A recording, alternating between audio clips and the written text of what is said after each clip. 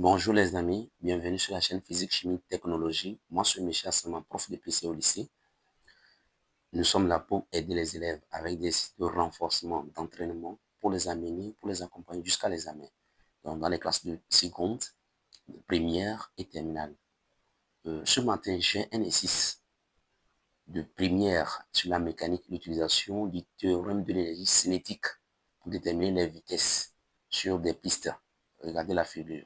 Donc, je vais vous présenter cet exercice, mais avant qu'on ne démarre, je dis d'abord un grand merci à tous mes abonnés, à ceux qui ne sont pas encore abonnés. Merci également. Abonnez-vous à ma chaîne pour ne plus rater mes prochaines vidéos.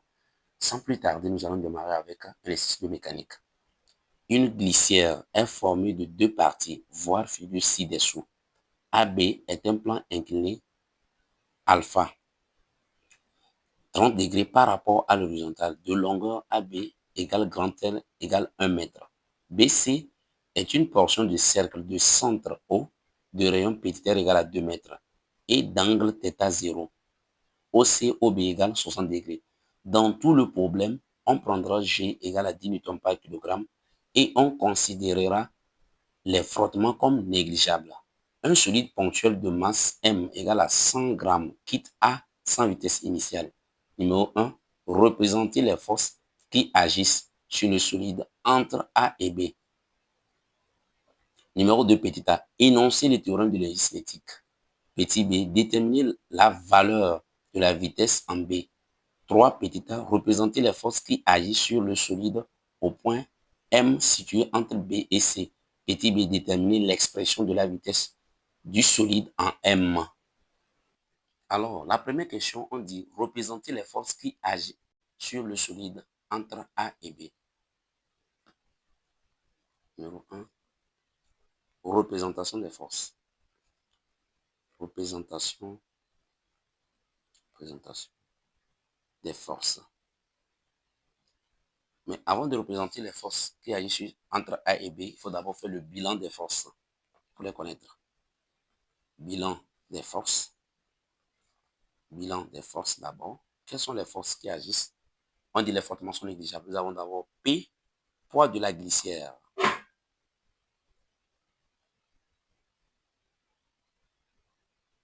Poids de la glissière.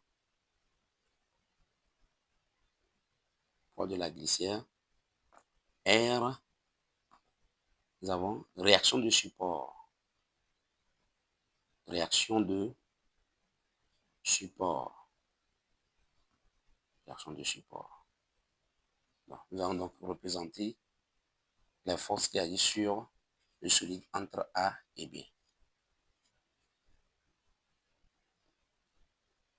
Avant, c'est un plan incliné.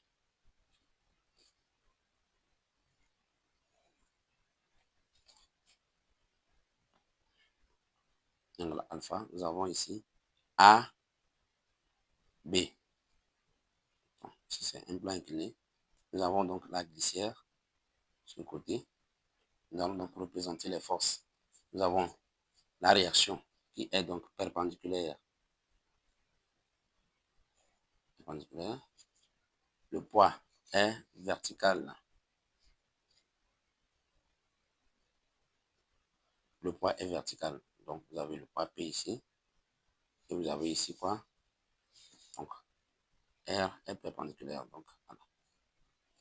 Voilà. Nous avons donc la réaction R. Donc, c'est les deux forces que nous avons. Voilà. Donc, nous venons de représenter ces forces. Alors, numéro 2, petit a. Énoncer le théorème de l'énergie cinétique. Pour le petit a, énoncer du TEC, donc théorème de l'énergie cinétique. On va rapidement écrire ça. Donc, on va dire quoi? Dans un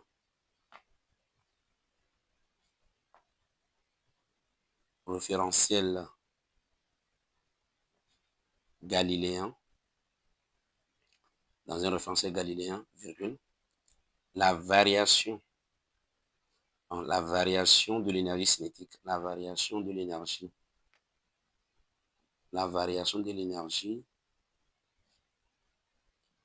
cinétique, la variation de l'énergie cinétique d'un solide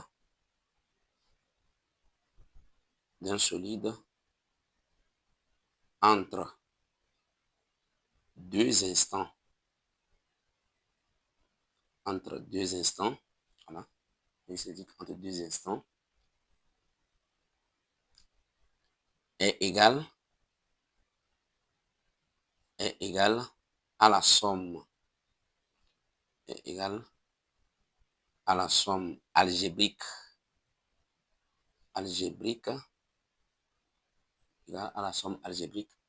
des travaux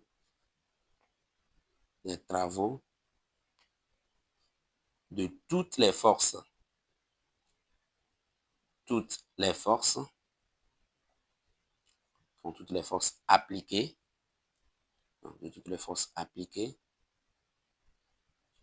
appliquées sur ce solide entre ces deux instants.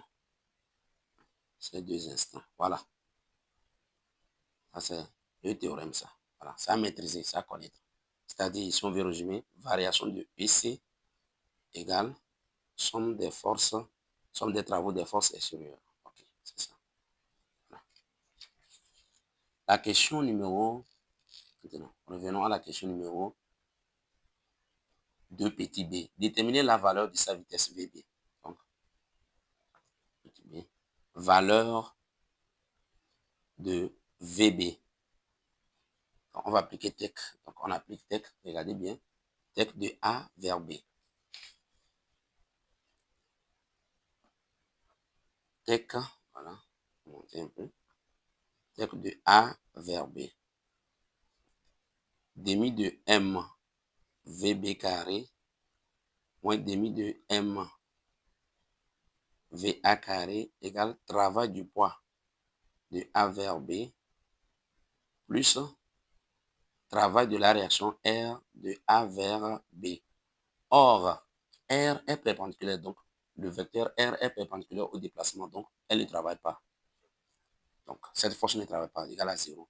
Or, le solide quittant le point A sans vitesse initiale, donc ici aussi, égale 0. Or, le solide descend sur un plan incliné, travail du poids égale à MGH. Donc, on obtient maintenant demi de quoi? MVB carré est égal à MGH, où H égale L sinus alpha. Donc, regardez ici, la hauteur H que nous cherchons, donc c'est ça. Cette hauteur-là, H, donc ça fait, et ici c'est grand L. Donc, L sinus alpha. Ok. Là, on obtient VB carré égale 2G L sinus alpha. Alors, VB est égal à quoi? Racine carrée de quoi? 2G L sinus alpha. Nous allons passer à l'application numérique. VB serait égal à racine carrée de quoi? 2 fois 10 fois 1 fois sinus 30. Dès que vous calculez donc la réponse, vous retenez donc 3 mètres par seconde. Voilà. Ça. Nous allons donc aller numéro 3 maintenant. La question numéro 3. On dit représenter les forces qui agissent sur le solide au point M. Représentation, donc présentation des forces.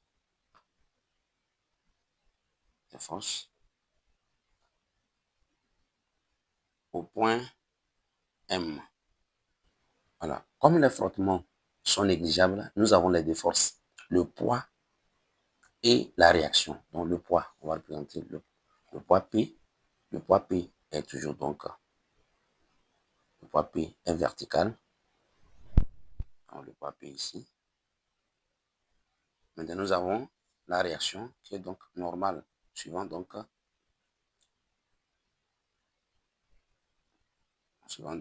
l'axe OM. Voilà. Si nous avons R, ici c'est le centre O, donc n'oubliez pas, nous avons ici le centre O. Voilà. Ok. Ça, c'est la représentation des deux forces. OK. On nous dit, déterminer l'expression de la vitesse du solide en M. On va dire, petit b, expression de Vm en M. Donc, au point M, il n'y a pas de souci. Maintenant, expression, nous allons appliquer tech. Bon, nous allons appliquer rapidement tech. Tech de B vers M. Tech de B vers M. Alors, on obtient quoi? Demi de M, Vm carré, moins, donc, je vais très bien, demi de M, Vb carré, égale à quoi? Travail de R, c'est 0, maintenant, travail du poids, ça fait Mgh. Voilà. Le travail de la réaction est égal à 0. Donc, Vm carré moins Vb carré. Donc, ici, on doit multiplier par 2 et on simplifie par M. Donc, ça devient quoi? 2Gh. Donc, Vm carré est égal à quoi? Vb carré plus 2Gh. Allons chercher donc H. Or, H égale, regardez bien, H c'est quoi? C'est la dénivellation entre la position initiale et la position finale. Donc, si nous faisons une projection orthogonale ici, une projection orthogonale ici, ici également, si on fait une projection orthogonale, donc nous allons mettre un point D ici et un point E ici. Donc, la hauteur, c'est ça. La hauteur, c'est à ce niveau. Donc, c'est la dénivellation là. C'est ça la hauteur. Donc, l'écart là, c'est ça la hauteur. Nous allons chercher. Alors, regardez très bien. Nous allons, pour déterminer cette hauteur, je dois faire la distance BD moins quoi? ME.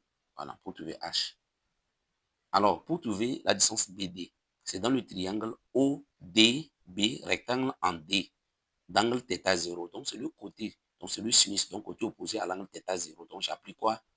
Alors que OB, on sait que c'est le rayon. Donc, ça dit que BD, ça fait R sinus θ 0. Moi, maintenant, ME, c'est lui aussi le côté dans le triangle OME, rectangle en E, c'est le côté opposé aussi à l'angle θ. Là-bas également, ça fait, donc, ça fait également R sinus θ. Ce qui donne H serait égal à quoi? R, donc R est quoi? R sinus θ 0 moins sinus θ. Ok. Alors, on peut remplacer. Vm est égal à quoi? Racine carrée de, on peut remplacer la valeur de ceci. 2GL sinus alpha, plus maintenant quoi? 2GL, ce ne sera pas plus maintenant. 2G R facteur de quoi? Facteur de sinus θ 0 moins sinus θ. Voilà, donc c'est ça l'expression. Ou tout simplement, on peut encore écrire comme ceci. Vm est égal à racine carrée de 2G facteur de quoi? L sinus alpha plus R facteur de sinus θ 0 moins sinus θ. Voilà. Regardez l'expression donc du VM. Nous sommes arrivés à la fin de notre exercice. Merci beaucoup. Abonnez-vous à la chaîne pour ne plus rater mes prochaines vidéos. Merci beaucoup. À la prochaine.